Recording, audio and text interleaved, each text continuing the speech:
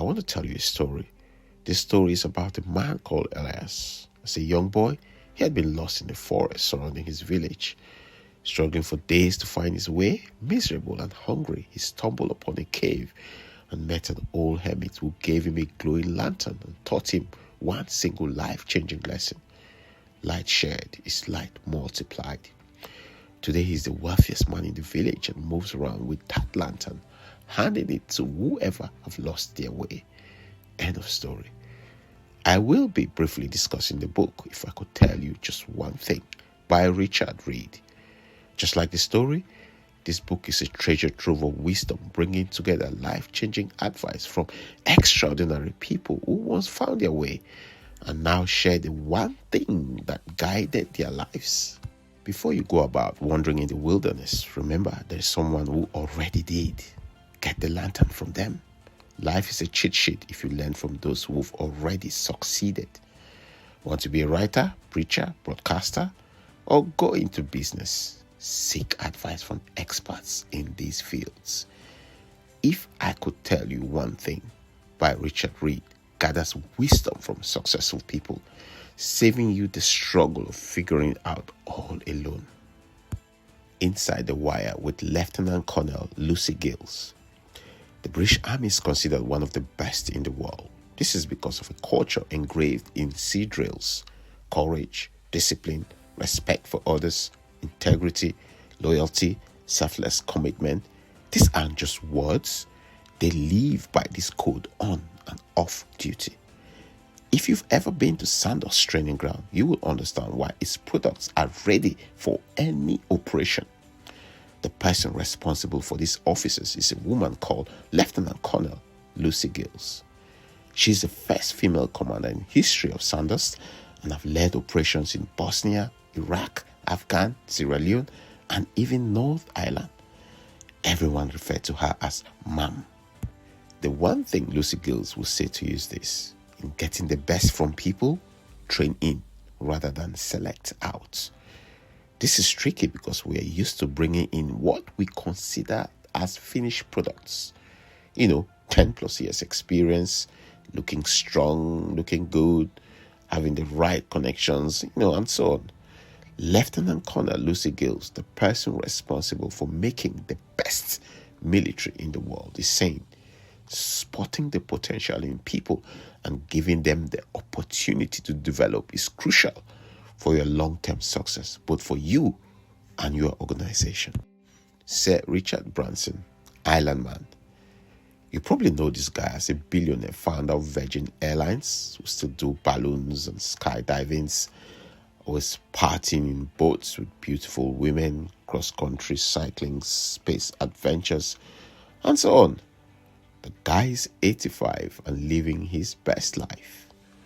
What you may not know is he was born and lives with dyslexia and ADHD, yet runs 400 companies. If you are like me, I am curious to know what is his one advice of life. Just take a look at his schedule. 6 a.m. with beautiful tennis coach from Miami. 8 a.m. yoga in the terrace with resident teacher. 8:30 a.m. breakfast with wife and children and grandchildren. 9 a.m. kayak surfs around his private island. 10 a.m. heads to private office with resident assistant, where he discusses business, charities, and initiatives across the world. 1 p.m. beach barbecue with family and friends. 2 p.m. poolside chess with whoever is feeling brave enough. 3 p.m. back from his main house to work. 4 p.m. second tennis session with hot coach. 5:30 p.m. fit limos. 6 p.m. tennis tournament with other guests. 8 p.m. dinner by the pool. 9 p.m. party in the main house. Are you where you don't want to be? Doing that course because your parents told you to? That job only because it pays the bills? It's crazy to think Richard's most valuable piece of advice is not about work or business or any of his many hobbies, but it's about life and how to live it.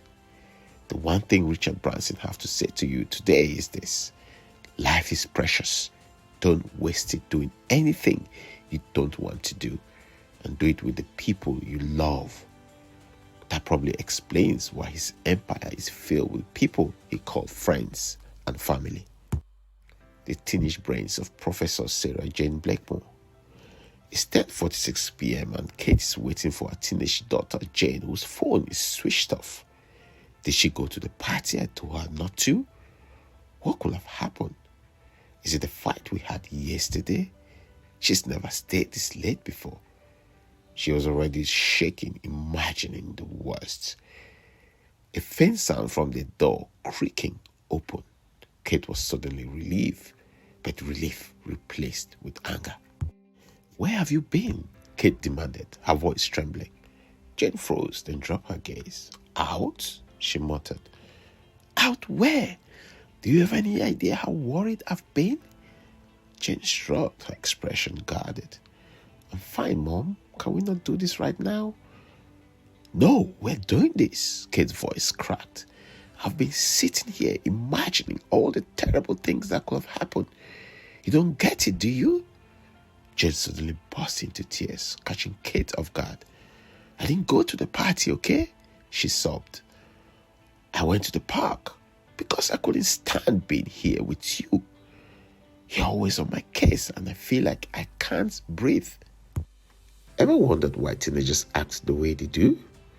Sarah Jane Blakemore spent 15 years studying teenage brains and now actively involved in increasing the public awareness of this science. A professor of psychology and cognitive science in the University of Cambridge, she also acted as scientific consultant for BBC, frequently gives public lectures and talks at schools. While researching schizophrenia, she noticed symptoms often started between the ages of 18 and 26, raising questions about what happens earlier. Brains are still developing at adolescence. That was her conclusion. While we are quick to judge the moodiness, risk-taking, adventures, and so on found in teenagers, her studies show that teenagers need to take those risks in order to develop their own self-identity and become independent of their parents. She's got one thing to say to you and the rest of the world today. Cut teenagers some slack.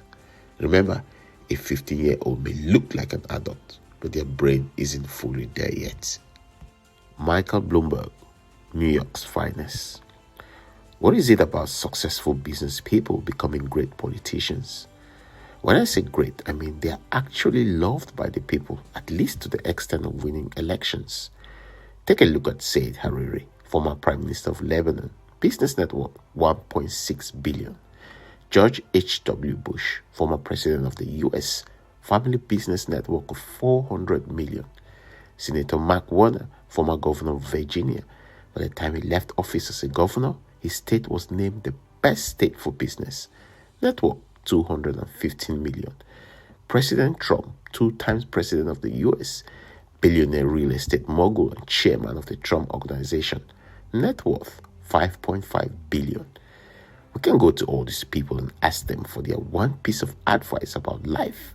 I suspect it won't be much different from what Michael Bloomberg have to say. Self-made billionaire, founder and owner of Bloomberg News, the first ever three-term governor of the state that never sleeps, New York. Bloomberg is estimated to have a net worth of $104.7 billion, the richest politician in the U.S., if you don't count Elon Musk as a politician, of course. But before going into what Bloomberg have to say, I have a question for you. How many times have you told yourself you can do it, but you just don't act? You write what you want, you visualize it, you imagine it, you even pray. But guess what? You just don't do it. The lantern of light Mike is giving you, all I'll say is one piece of advice about life is this. Get up and do it. Get up every morning and do it. To him, it's about hard work. The erotic intelligence of Esther Perel. Ever wondered what life was like in the concentration camp? A place designed to strip people of their humanity. No beds, no furniture, constant fear of death, disease, or punishment for the slightest offense. Amongst these 4 million captives were the father and mother of Esther Perel. After 4 years in a concentration camp, they returned with nothing but themselves and their decency. That was all that mattered, their relationship. This is what led Esther Perel to study humanity and relationships. She received international acclaim when she published her book, Mating in Captivity. This book highlights how to keep sex alive in long-term relationships.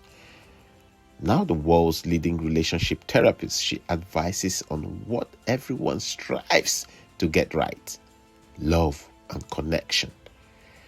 In the biggest conferences in the world, while the founder of Uber is given 1 slot to speak, Esther Perel is given 4. That is how desperate people want to hear her speak. According to Esther Perel, our world has suddenly become super censored, digitalized to the extent people are clicking their lives away, leaving a huge gap of human face-to-face contact or touch. This makes us struggle with accepting the imperfections of the real world.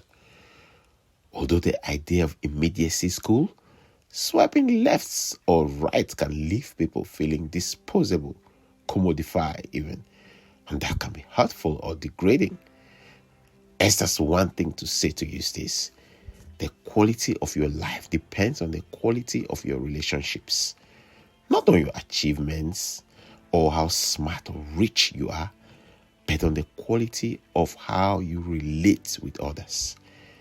In the end of your life, if people commend you, they will say what a wonderful human you were. It will be about how you treated them and made them feel. This is your sense of decency, your ability to think of others. Fairy Godmother 2.0, Martha Lane Fox. Ever wondered what it takes to become a member of the House of Lords? This powerhouse of the United Kingdom debates, rejects, and approves bills, essentially serving as the conscience of the ruling government. Amongst its esteemed members is Martha Lane Fox, the youngest to hold the seat. A true trailblazer, Martha co-founded lastminute.com, served as Channel 4 board member, and now sits on the boards of WeTransfer and Chanel. She's also a philanthropist, a trustee of the Queen's Commonwealth Trust, and Chancellor of Open University. Martha fosters a drive to make UK the most digitally advanced nation in the world. She also somehow finds time to be a godmother to 19 children. At just 51, how does she juggle it all? If you have a conversation with Martha, she will tell you she loves building new things, making older things work better, how the internet is your lifeline to every knowledge you need in this world. Be generous, otherwise you will lose yourself. But above all, Martha's one powerful message for you is this: be bold. Think about it. Take that step of faith. At work, ask that question you're dreading to ask in the town hall meeting. Tell that person about how you feel. Start that business. Take that holiday trip. Martha Lane is handing you the lantern of being bold. In the bubble with President Bill Clinton, Sawu Bona. This is how to greet in Zulu tradition. It means I see you. The greeting conveys the idea that the speaker values the person they are greeting and brings them into being by seeing them. Being in the president bubble means you're on Air Force One plus hotels with him. No passport control. You go whenever and however the president goes. Women empowerment group sessions, meet and dance with the locals, malaria clinic launch, chat with dignitaries, jeeps, and then on to the next project. In this grueling schedule, his entourage always look forward to getting back to their hotels to sleep. But guess what? Bill Clinton will go spend hours chatting to guests, barmen and women, autographs with random people, accepting invitations to sit at tables. He doesn't stop. He knows what it means to people when they meet him. The man responsible for the longest economic expansion in American history. created 22 million jobs, highest home ownership in America. Yet, his one advice for you has nothing to do with economics. When asked what his advice for you is, he responded, "I've come to believe that one of the most important things is to see people. Just like the Zulu tradition, everyone must be made important. Everyone is seen."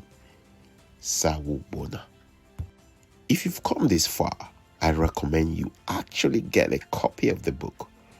I made a summary of my 7 favorite characters, but there are 46 more. Thank you for watching and see you on the next video. For more content like this, hit the like and subscribe button. Let's make this epic journey together as we read and discuss books after books.